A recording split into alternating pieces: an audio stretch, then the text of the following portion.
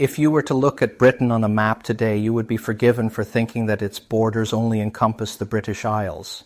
However, when looking at the world as a whole, it becomes clear that there are still 14 overseas territories where the British government retains power.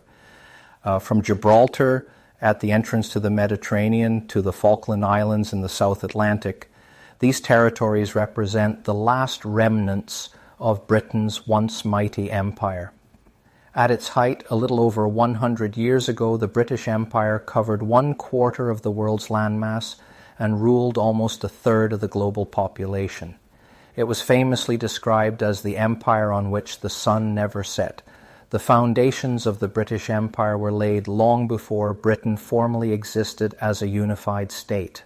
For much of its history, the dominant power in the British Isles was the Kingdom of England, which possessed a well-developed economy and a strong military. England gradually extended its control over Wales and parts of Ireland, though Scotland remained fiercely independent and successfully resisted repeated English invasions. By the early 17th century, Queen Elizabeth I had issued exploration and trading commissions to English adventurers such as Sir Francis Drake and Sir Martin Frobisher. While these explorers claimed lands for England, they did not establish permanent settlements. Elizabeth also granted royal charters to joint stock companies designed to expand overseas trade.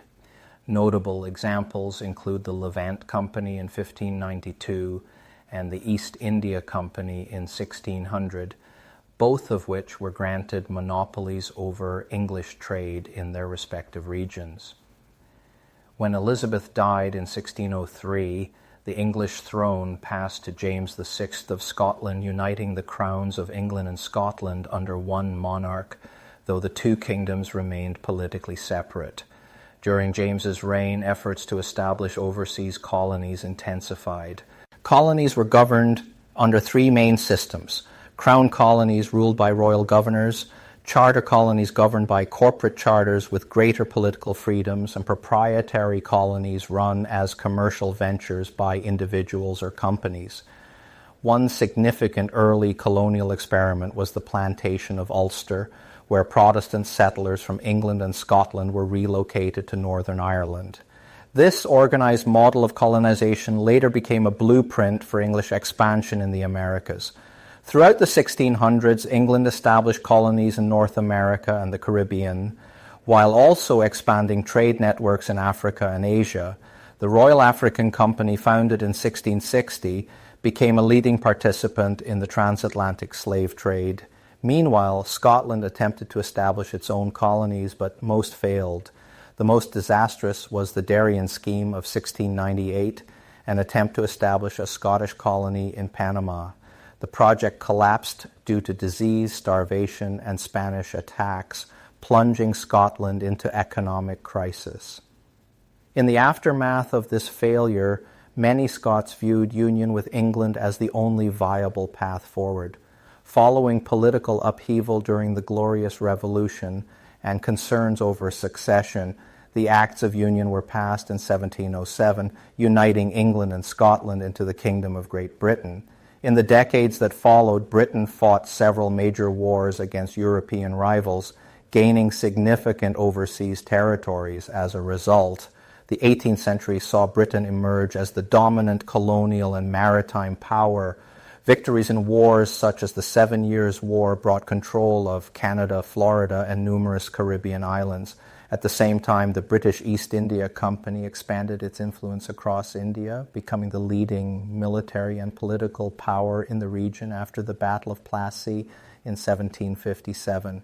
Britain's empire relied on naval supremacy and global trade, but tensions over taxation and political rights led to rebellion in the American colonies. In 1776, the 13 colonies declared independence, and after 8 years of war, Britain recognized the United States as an independent nation. This loss marked a turning point, shifting British expansion toward Asia, Africa, and the Pacific. Exploration by figures such as Captain James Cook led to British claims in Australia and New Zealand. Australia became a penal colony in 1788, while British influence expanded along the Pacific coast of North America. Britain's naval dominance was cemented during the Napoleonic Wars, particularly after the Battle of Trafalgar in 1805, which ensured British control of the seas for over a century. The 19th century, often called Britain's imperial century, saw further expansion. India came under direct British rule in 1858 after the Sepoy Rebellion, becoming the empire's most valuable possession. Britain also expanded across Africa during the scramble for Africa and occupied Egypt to secure the Suez Canal. Despite growing challenges from rival powers such as Russia and Germany, Britain remained the world's leading imperial force. The First World War relied heavily on the empire's resources and manpower, but victory came at enormous cost. Although the empire reached its greatest territorial extent in 1921, Ireland gained independence that same year. The Second World War further weakened Britain economically, accelerating the process of decolonization. From the 1940s to the 1970s, most colonies were granted independence, many joining the Commonwealth. The handover of Hong Kong to China in 1997 symbolized the final end of Britain's imperial era. Today, the empire's legacy remains visible through the global use of the English language, shared institutions, and cultural influence, while modern Britain reflects its imperial past through its diverse population. Despite the rapid decline of formal empire after the Second World War, Britain continued to exert significant influence on the global stage through economic, political, and cultural means. Former colonies often retained British legal systems, parliamentary traditions, and educational structures, many of which remain in place today. The Commonwealth of Nations became a platform through which Britain maintained diplomatic ties with its former territories, promoting cooperation in trade, development, and shared values while allowing each member full sovereignty. In the modern era, Britain's imperial legacy remains complex and widely debated. While the empire facilitated global connections, trade, and the spread of institutions, it also left behind deep social, economic, and political inequalities in many regions. Discussions surrounding colonialism, slavery, and exploitation continue to shape historical interpretation and public discourse. As Britain reflects on its imperial past, the empire's lasting impact can still be seen in global geopolitics, cultural exchange, and the diverse society that exists within Britain itself today.